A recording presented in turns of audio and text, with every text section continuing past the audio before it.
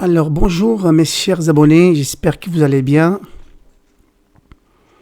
En tout cas, je le souhaite.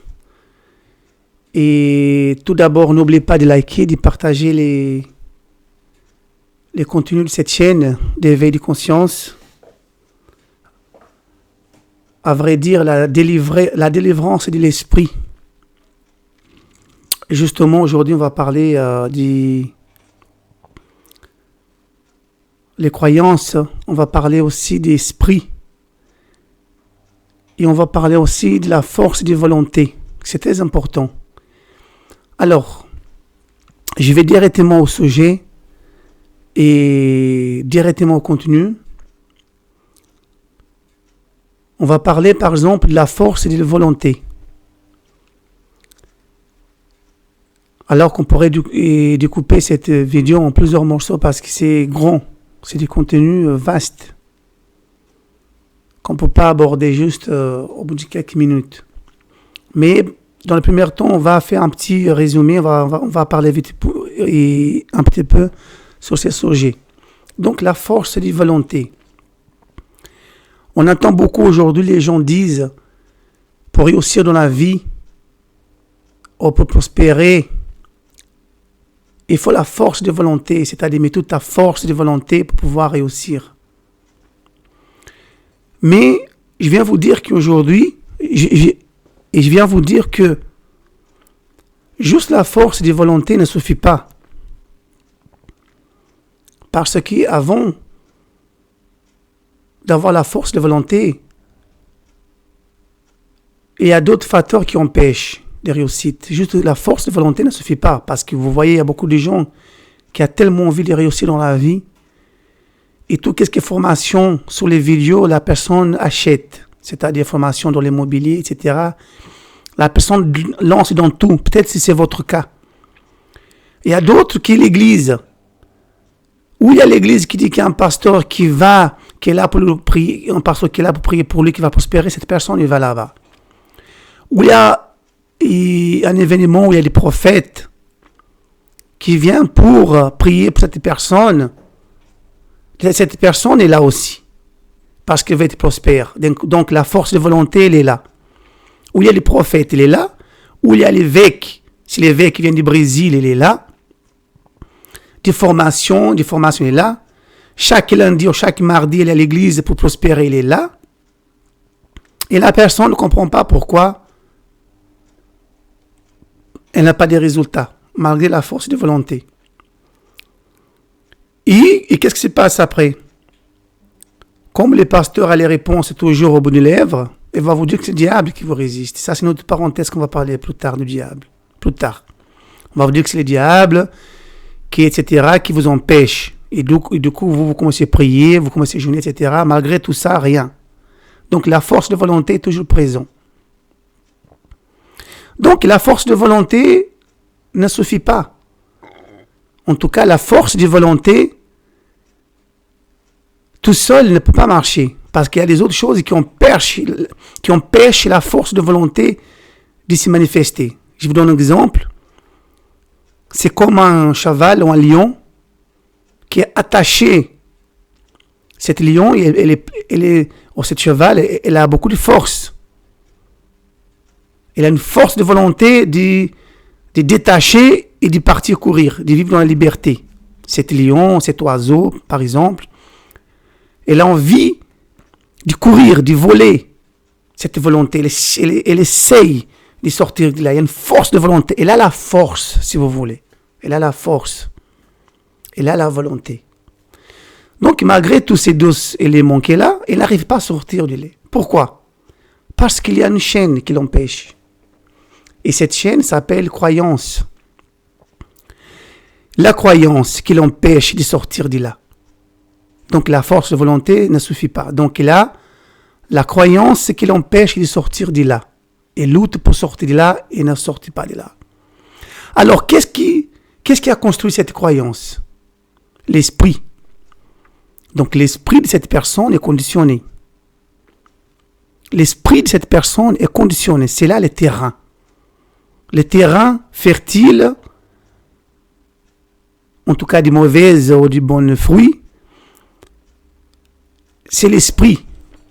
Donc l'esprit de cette personne, c'est la terre, c'est là qu'émanent tous les résultats des croyances, et par conséquent, la force de volonté ne fonctionne pas. Donc l'esprit, c'est quoi l'esprit? L'esprit, c'est cette force qu'on a en nous, cette pensée, comme vous voulez vous définir, qui est en nous, qui crée les choses. C'est écrit quelque part comme vous pensez, ainsi succédera. Donc, l'esprit, en fait, qui empêche. C'est l'esprit qui crée les choses, qui crée les choses. Par exemple, vous avez des gens, regarde comment l'esprit fonctionne. Il y a des gens qui croient dans une image, dans un pasteur, dans une image, et croient dans le huile, que l'huile va les prospérer. Huile, hein.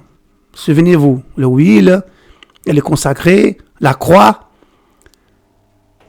Ils croient dans toutes ces choses. Dans une église, dans une religion, il va là-bas. Qu'est-ce qui est en train de se passer en ce moment? Donc, c'est l'esprit qui a créé toutes ces choses. C'est l'esprit qui a créé cette image, cette église, cette religion, cette croix, etc. C'est l'esprit qui a créé ces choses-là. Et l'esprit veut tirer aussi les pouvoirs de ces choses que lui-même a créées. Selon moi, il n'y a pas de sens. C'est comme tu créer un bonhomme de neige et tu veux que cet bonhomme de neige vienne travailler pour toi. C'est-à-dire que cet bonhomme de neige vient changer ta vie. Alors que c'est toi qui l'as créé. Donc, il ne peut pas changer ta vie parce que c'est toi qui l'as créé. Donc, tu as plus de pouvoir que lui. Donc, l'esprit fonctionne comme ça. Donc, l'esprit crée quelque chose et l'esprit veut tirer les pouvoirs de cette chose. Donc, là, je vous parle comme ça, afin que vous pouvez voir par vous-même qu'est-ce que je voulais dire. Pourquoi la force de volonté ne suffit pas? Parce que, encore une fois, il y a la croyance. Et qu'est-ce qui a construit cette croyance? C'est l'esprit. Donc, il va falloir travailler dans l'esprit, dans votre esprit. Et pour travailler dans votre esprit, pour chasser tout ce que l'esprit a construit, il va falloir avoir du courage. Parce que la peur vous empêche. La peur. Donc c'est beau avoir la force de volonté, être motivé. Aujourd'hui, tout le monde parle de la motivation. Vous allez sur le YouTube, tout le monde parle de la motivation. Motivation par ici, motivation. Mais motivation, je trouve que c'est un mot qu'on utilise, mais il n'y a pas de sens, le mot motivation. Le mot motivation, c'est une excuse. Il n'y a pas de motivation. Tout le monde est motivé. Si vous donnez quelque chose, il va le faire. Bref. Donc, vous allez voir, vous voyez en fait que la motivation ne suffit pas à la force de volonté tant que vous ne connaissez pas comment que l'esprit fonctionne.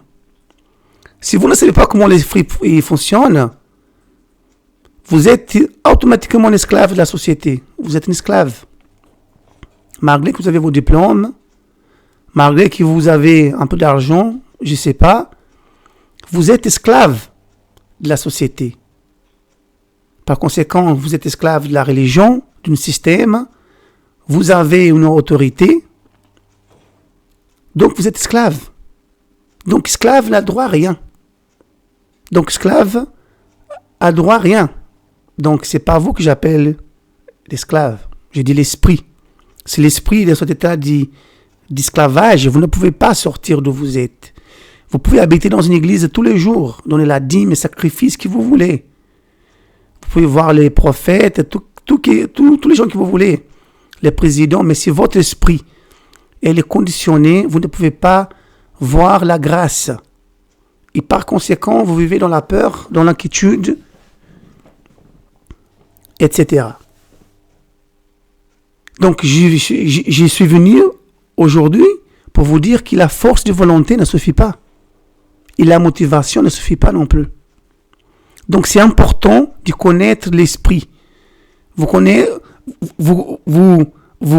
votre main, vous connaissez votre voiture, vous connaissez votre travail par cœur, votre métier, vous connaissez votre voisin, mais vous ne connaissez pas une chose plus importante qui est en vous tous les jours, que c'est votre esprit. Donc la piège se trouve là.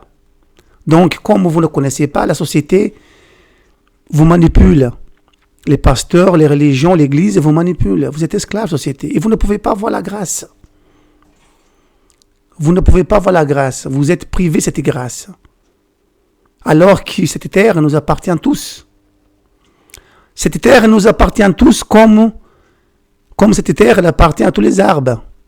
Allez dans la forêt, vous allez voir plusieurs types des arbres, des plantes, etc. Et ils ne sont pas là en train de chamailler entre eux. Non. Vous allez dans la forêt, pareil. Vous allez, toutes les espèces, c'est-à-dire cette planète, cette terre nous appartient tous. Donc vous avez le droit aussi de savoir qui est Dieu. De connaître qu'est-ce qui est réel. Mais vous ne pouvez pas avoir accès à cette bonheur, à cette joie, à cette liberté de l'esprit, sans passer par l'esprit. Vous voyez? Donc, vous voulez résoudre quelque chose, il fallait au centre. Vous voulez avoir la liberté de l'esprit. Donc, même les mots disent liberté de l'esprit. Donc, il faut libérer quoi? L'esprit. Il ne faut pas gagner plus d'argent. Il ne faut pas changer de pays. Si vous voulez avoir la liberté de l'esprit, il faut que l'esprit soit libre. Mais quand on parle de liberté de l'esprit, on passe automatiquement, on pense souvent gagner plus d'argent. On pense souvent construire une maison, etc. Ben non. Vous êtes toujours esclave. Donc, liberté de l'esprit concerne la délivrance de l'esprit. Donc, pour aujourd'hui, je vais arrêter là. Et j'ai plein de choses à partager avec vous. Mais je vais pas à pas. Important que vous écoutez tous mes autres vidéos, c'est intéressant, afin que vous puissiez faire les liens entre les vidéos. D'accord? Parce que c'est essentiel que vous connaissiez ces choses-là. Et ça, c'est la base même d'éducation. C'est la base d'éducation. D'accord? Donc pour aujourd'hui, je vais arrêter là. Et partager si vous voulez, commenter, critiquer aussi. Ça fait partie. Et à très bientôt. Au revoir.